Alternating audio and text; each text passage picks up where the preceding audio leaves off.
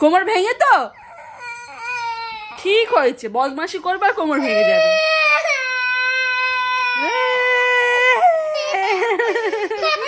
ও কেরকম কান্না, ঢঙের কান্না। ও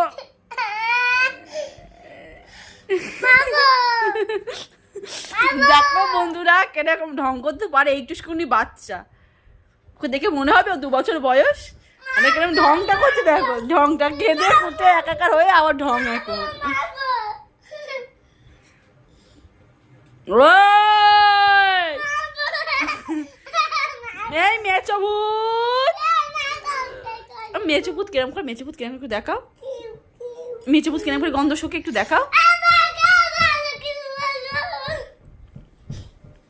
মেচভূতকে ডাক। তুই ঢং করিস, ঢং। বলো।